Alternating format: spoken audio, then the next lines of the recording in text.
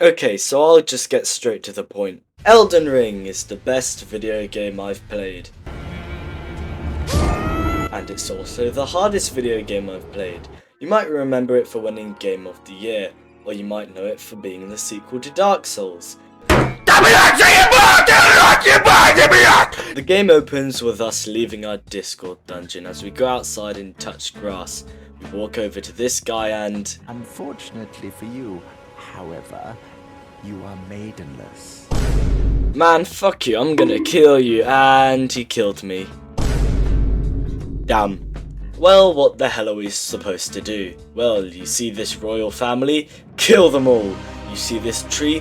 Burn it to the ground, and then one day we shall get maidens. There's many ways to achieve these two goals. You can go north and stumble your way to this castle, where you'll be greeted by Margit, who completely annihilates you. Because he acts as a barrier to the player to essentially say, get good, explore the world and train. So instead of going to the castle, we can instead head east to Florida, aka hell, as we're killed by this hell spawn. I hate it so much. Why does it look like that? It looks like that one creepypasta image. Oh my god, I hate it so fucking much. Well dang, there has to be somewhere we're supposed to go, and oh, is this a cave? And there's a boss fight that I got to half health. Could it be a boss fight that's actually possible? Training montage time. Well, breaking's a law, breaking's a world, who wants breaking's a world, just like a tenderness. Well, breaking's a rule, no poses, so just shiver and run bunches of. After exploring for a bit, we find out that we don't actually need to fight. We can just summon slaves to fight for us. 300 black men for only £2. Yes, sir! After defeating Margit with our newfound power, we are able to enter the castle that he was guarding.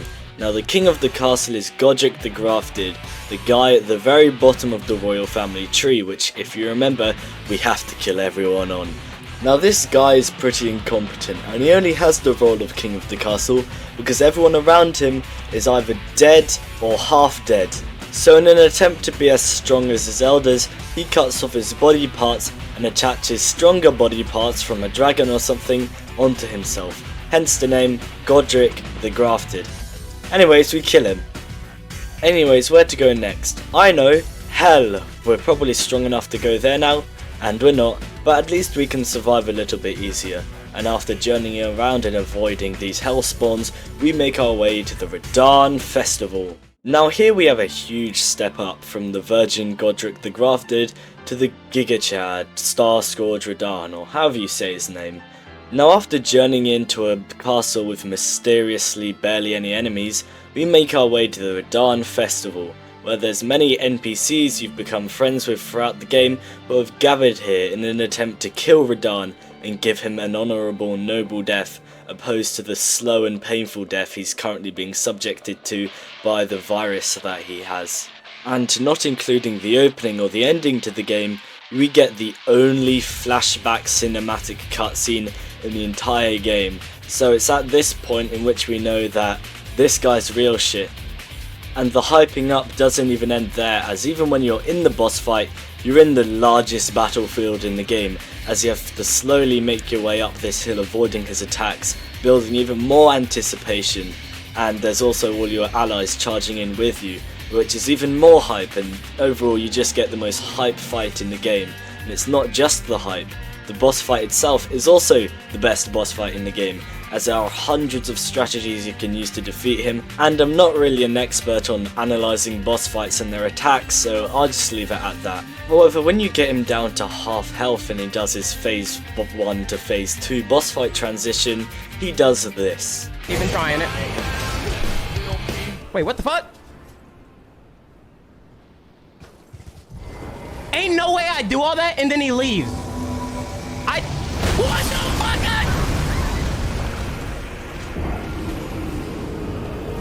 Yeah, in case you didn't see, he jumped in the air and then came back down as a meteor. Now all this killing royal family thing is making us forget our second goal, burn the tree, burn the tree, burn the tree. So after journeying our way all the way over to the tree, we have to burn it with some special fire atop the mountain. And guarding this special fire is the fire giant. And this fire giant... Why is it so hard? Every time I try and jump, it just kills me and smashes it with its fucking fireball. What do you mean it's easy? What do you mean you beat it first try? It's the hardest fucking boss in the entire game. Oh my god, I fucking hate it so much. Before continuing, I decided to fight your average Discord moderator right here. As well as fighting this funny serpent man, who's essentially your second cousins on your stepdad's side. Join myself and King as remedy. Together we will devour the very god. The joke was, canonically, in the lore of the game, he is the second cousins from the stepdad's side. Yeah, it doesn't matter. But oh, truly a sight to behold. The average Discord moderator boss fight and your average Redditor moderator boss fight at the same time. I know, truly a final boss of all time. Oh wait, they aren't the final boss.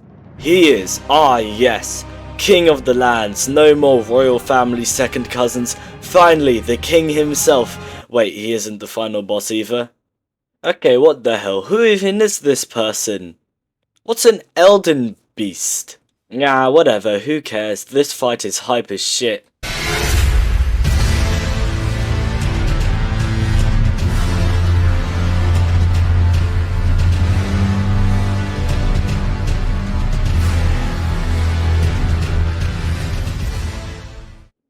Even after everything, destroying the royal family and burning down the tree, there is still one more problem.